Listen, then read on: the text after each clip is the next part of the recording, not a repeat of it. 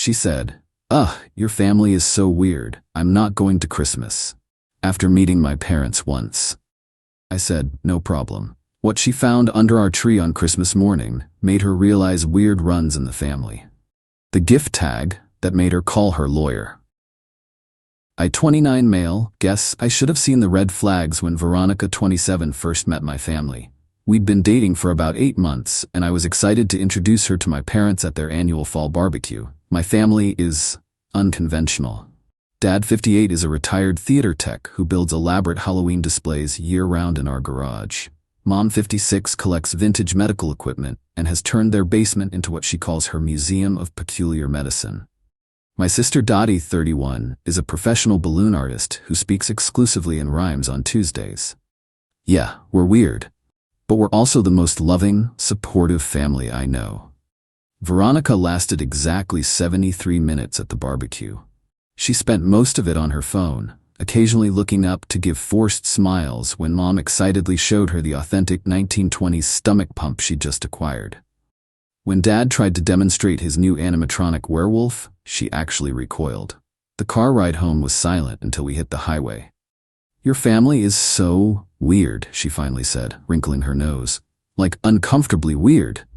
Your mom collects medical torture devices. Your dad is a grown man playing with Halloween decorations. And your sister? Is she okay mentally?" I gripped the steering wheel tighter. "They're just passionate about their interests." "Passionate?" She laughed, but it wasn't kind. "Try embarrassing. Thank God none of my friends were there. Can you imagine if someone from the firm saw me there?" The firm. Always the firm.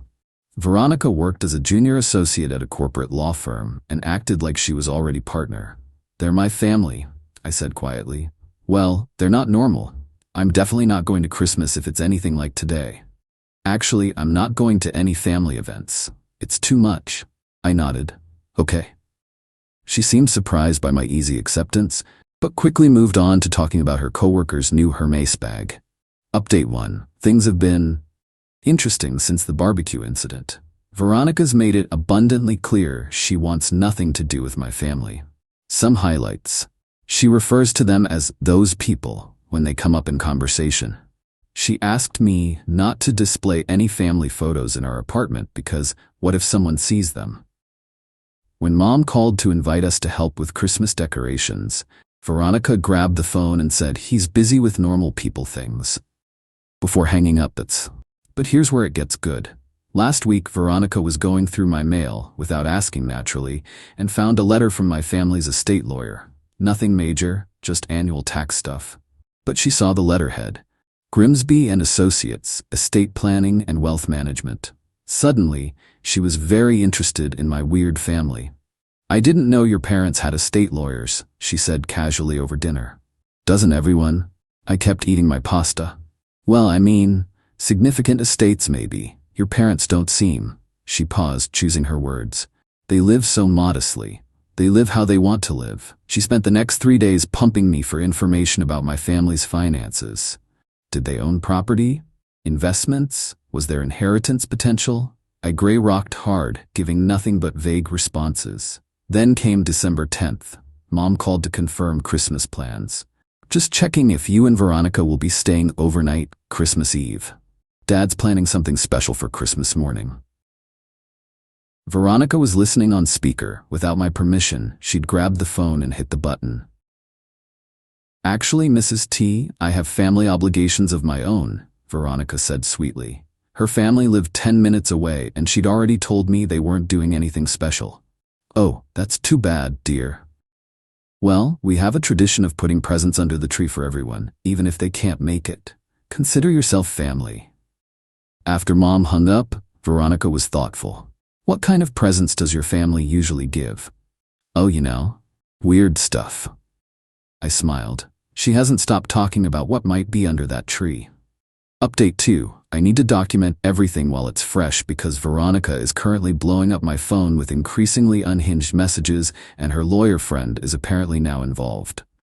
So, Christmas Eve, I went to my parents' house alone, as planned. Had an amazing time. Dad unveiled his new project, a full-scale replica of the alien xenomorph that moves via hidden sensors, Mom made her famous anatomically correct gingerbread people, and Dottie performed an entirely rhyming rendition of A Christmas Carol.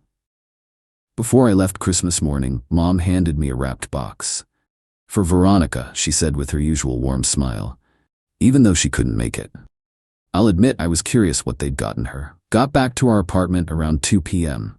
Veronica was waiting, dressed up like she was expecting something significant. "How was your family thing?" she asked, eyes already scanning for packages. "Great, actually. Oh, Mom sent something for you." I handed her the box. She practically ripped it open. Inside was a ceramic frog. Not just any ceramic frog, one of those kitschy ones from the 70s that holds a kitchen sponge. The kind you'd find at a yard sale for $3. Her face fell. Then she saw the gift tag, written in Mom's careful handwriting, "To Veronica. Since you couldn't join us, here's a little something from the family collection." This particular piece, number 47 of 51 in the series, reminded us that not everyone appreciates the unusual. But that's what makes the world interesting. "Merry Christmas, the Weird Tea family." She stared at it. A frog. A ceramic frog. "Yeah, Mom collects them too. Did I not mention that?" But something was bothering her about the tag. She kept reading it over and over. "Number 47 of 51? She pulled out her phone, furiously Googling. Her face went white. Turns out that particular worthless ceramic frog was made by Gorham Studios in 1971. Due to a manufacturing error, only 51 were made before the line was discontinued. They're now worth about $2,800 each to collectors. Mom owns 47 of them. "Your mom collects these?" Her voice was strange. Among other things, the wheels were turning. I could see her doing mental math. 47 frogs at $2,800 each. But here's the kicker. That wasn't even the real gift. The real gift was in the bottom of the box. Another note. "P.S. We've set up a trust fund for our future grandchildren. Any offspring of our children will receive $50,000 on their 18th birthday for college. We believe in investing in family, even the weird ones." Details with Grimsby and Associates. Veronica's hands shook. $50,000 per child?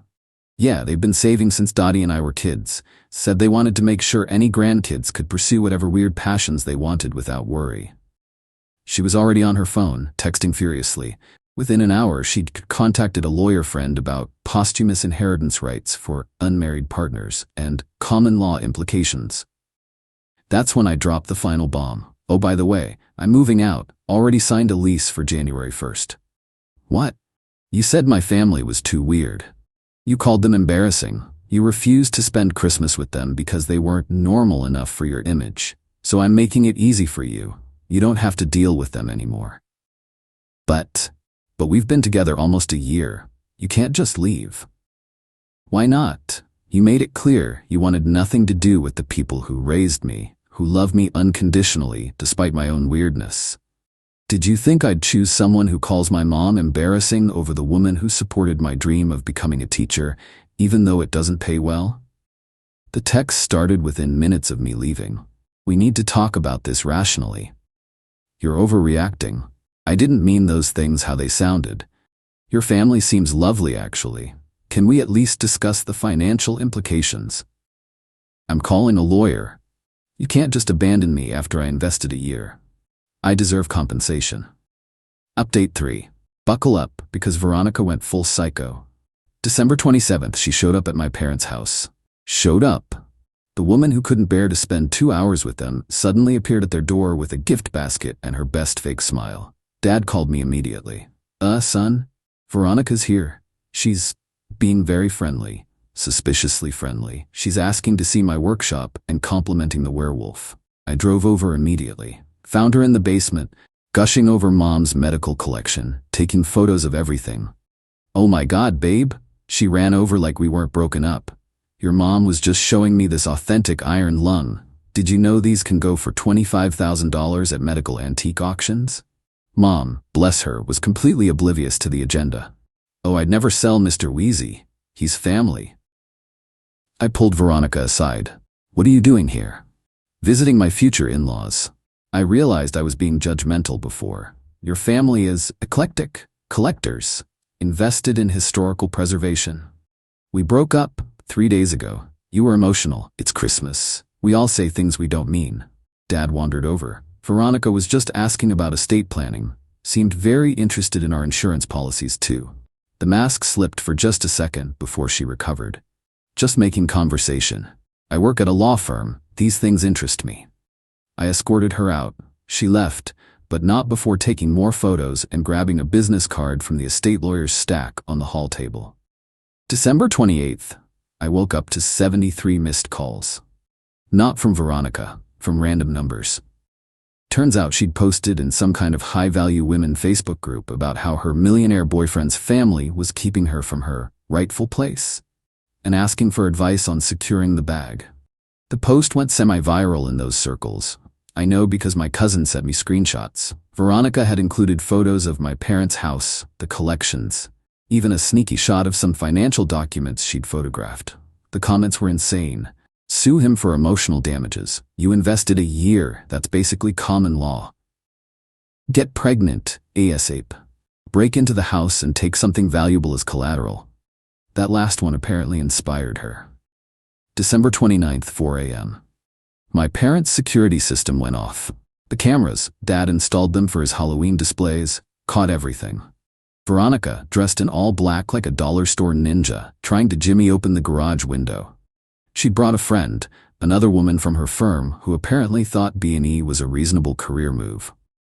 They managed to get the window open before the motion-activated werewolf roared to life, complete with glowing eyes and smoke machine.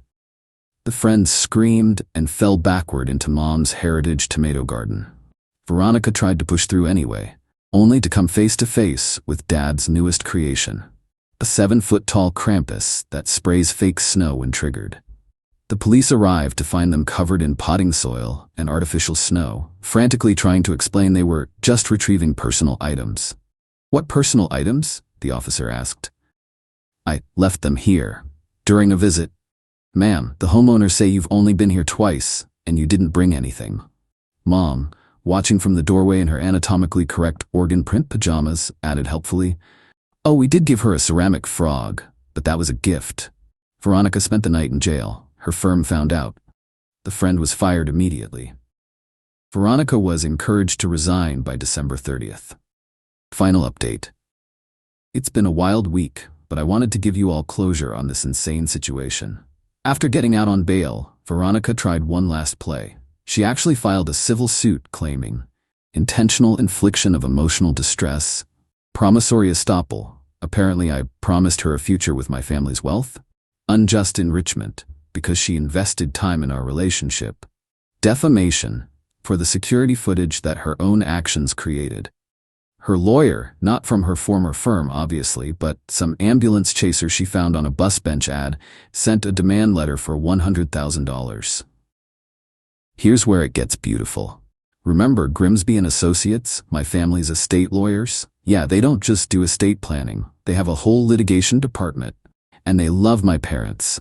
Have been working with them for 20 years. Mr. Grimsby himself called Veronica's discount lawyer. I don't know exactly what was said, but I do know. The security footage was crystal clear. Breaking and entering is a felony.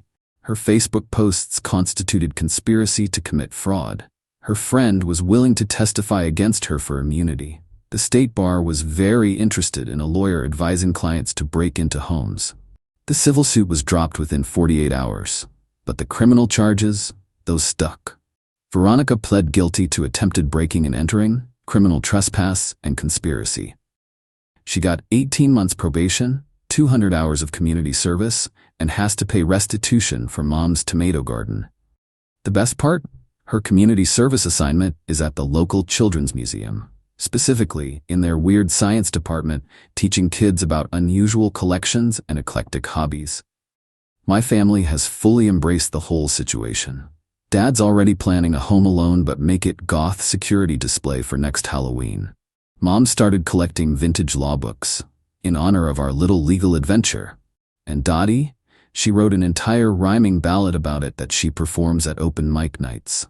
As for me, I'm happily single, living in my new apartment and bringing my lunch to school in Tupperware, my mom labeled with medically accurate diagrams of the digestive system.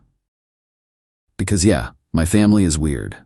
But they're also generous, kind, creative, and fiercely protective of each other. And if someone can't see past the ceramic frogs and animatronic monsters to the absolutely amazing people underneath, well, that's their loss. Worth about $131,900 in ceramic frogs, to be exact. But who's counting? P.S. Mom's already planning next year's Christmas gift for whatever partner I bring home next. She's thinking vintage dental tools. To help them understand that love sometimes requires extracting yourself from toxic situations. God, I love my weird family.